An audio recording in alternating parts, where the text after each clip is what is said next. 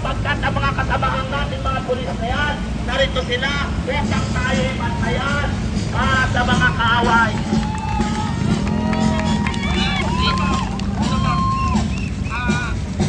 Sa mga nanonood, Luzon, Visayas, Mindanao, sa buong mundo, nasa bayan ng Pilipino, isang pamumuno, isang malaking pamumuno naman ang ginawa nila sa mga bayan Pilipino.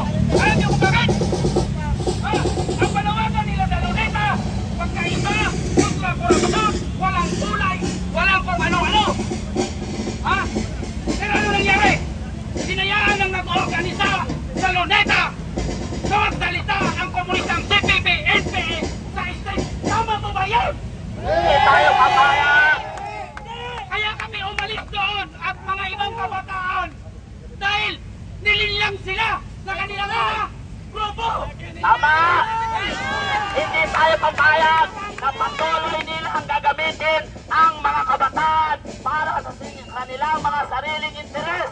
Meron lang dapat panagutin dito ay ang ulo mismo ng korupsyon, hindi yung kontak, hindi yung kontraktor, hindi yung DPWH. Nasa Malacanang, walang kita kundi si Bongbong Marcos. Yun! Yan ang katotohanan. Kung meron ng panagutin dito si Bongbong Marcos dahil sa loob ng 3 taon na magiging inutil niya na presidente, kaya tayo nagkakaganto, nagkakagulo. Yun ang katotohanan. Ngayon, sa Luneta, yung mga Luneta dyan, mag-isip na kayo. Pagkaisa tayo.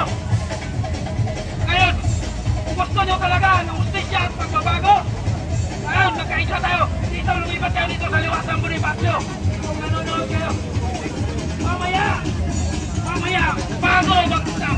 Pagkakasilit, gagawa tayo. Para sa pagbabago. Ano natin gagawin?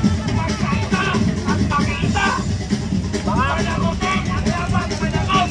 Sinayang, walang iba kundi ang Presidente Bongbong Marcos. Mga kababayan ko, pakinig po kayo. Yung mga tao sa Luneta, pumunta na po kayo dito. Huwag po kayo magpalinlang sa mga makakaliwang grupo. Ito po ang tunay na pagkakaisa. Magkaisa tayo laban sa ating inang bayan ito. Huwag tayo papayag na patuloy kayong lusuhin. Huwag kayo magpauto.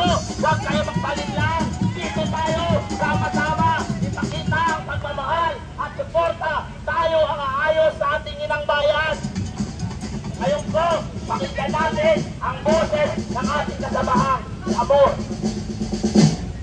Magandang umaga po sa inyong lahat. Ang pangalan ko po ay Amor Patrio.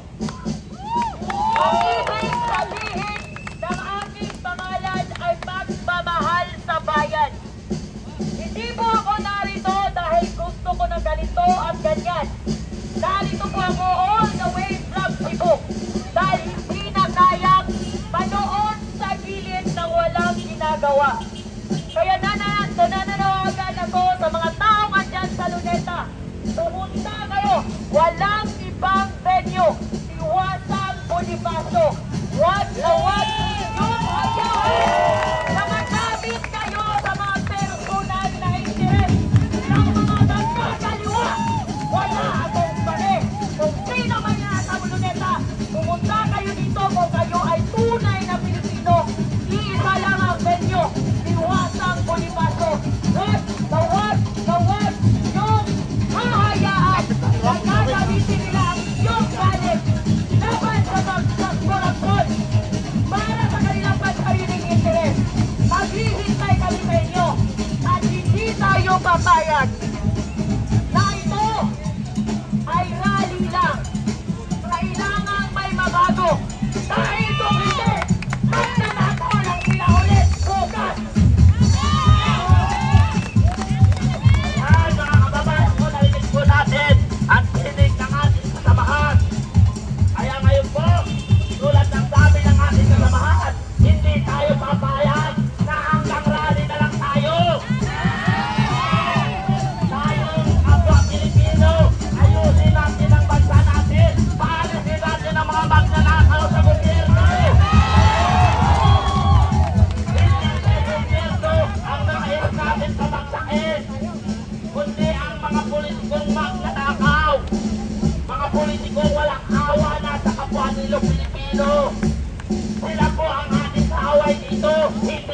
ating bansa. Kaya magsama-sama tayo. Aantayin namin kayo. Magsama-sama tayo. Labanan ang korupsyon sa bansa ito. Dapat paalisin na natin ang mga politikong magnanakaw. Panagutin sa batas. Kung hindi kaya ng mga otoridad na panagutin sa batas ang mga magnanakaw dahil sa kanilang yaman, tayong mga Pilipino, magsama-sama tayo ang magpapanagot sa kanila. Hindi tayo papayag ngayong araw na walang mangyayari! Papayag pa ka na!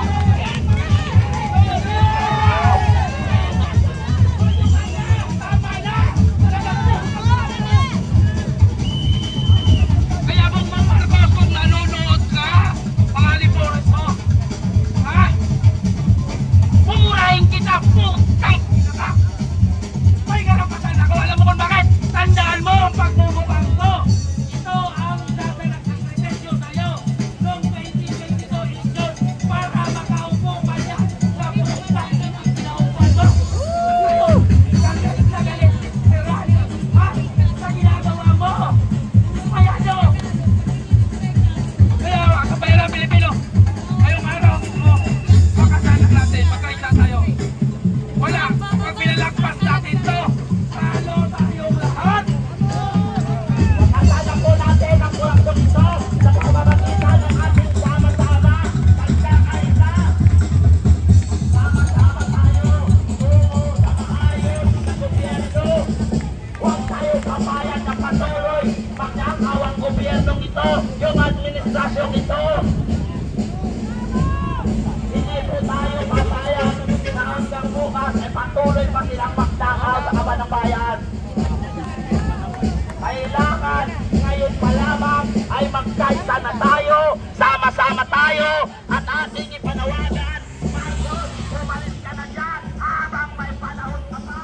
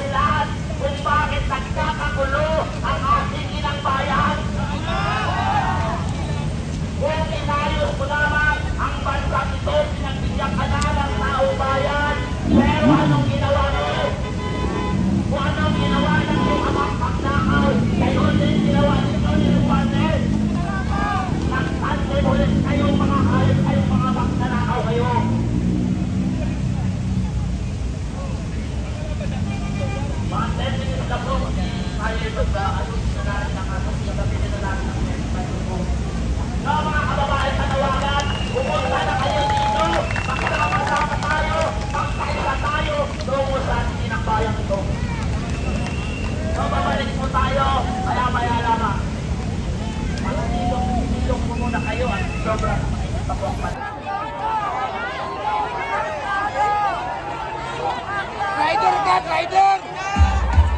Rider! Rider Madrid, rider! Rider ka, sister!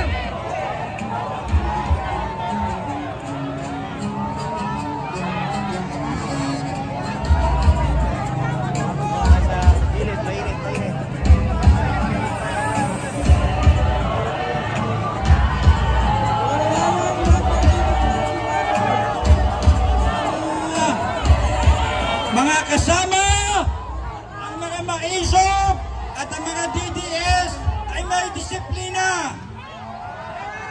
Mga kasama, makinig po kayo. Bigyan natin ng konting kaayusan ang ating mga sarili. Mga maisog ay may disiplina. Pwede po ba yung stage natin ay ilibre muna natin ng konti? Sa gilid po tayo. Yung mga kasama natin mga vlogger ay sa gilid muna. Linisin po natin itong ating stage para makapagsimula tayo ng programa na maayos. Mga kasama, alam po, huwag po kayo umalis. Huwag po kayo umalis sa harapan. Okay lang po yan. Yung stage na ay clear natin. Ayusin po muna natin ang stage natin. Stage lang. Para maayos na makapagsalita. Iba kasama. Magsisimula po yung ating programa. Ayusin lang natin itong stage. Huwag po kayong magalit po ha. Pasensya na po. Ako lang tanging religious, religious brother na Duterte supporter ako. Doon pa. Pare-parehas lang din pala! Kayo kayo dito. May permit ang rally dito ang Duterte supporter. Pati ka maginado. I advise you, huwag kayo pupunta sa Luneta at exercise. Yung mga magsasalita dito sa harapan ay kung pwede ay makipag-coordinate doon sa merong nangangasiwa sa programa. Marami pa po tayong kasamang darating. Nananawagan po yung mga kasama natin na tayo supporter sa exercise. Punta kayo dito sa Liwasa Bonifacio. Bukas na doon ako sa Camp Aguinaldo. Magtutok ako doon hanggang Tuesday. Okay. Dito, baluarte ng Duterte supporter. Sa stage. Ang pwede yung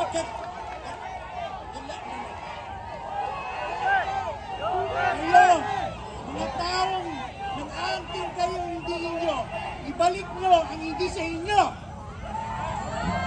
Ayoko magsalita ng mga hindi mag-ano ha. President Marcos, huwag nyo antayin magaling ang taong bayan sa inyo. Pati si Congressman Kiko Barsaga, hinaras ninyo. Wala kayong respeto sa kabataan. Dapat kayo family day eh. Kaya lang, anniversary ng martial law.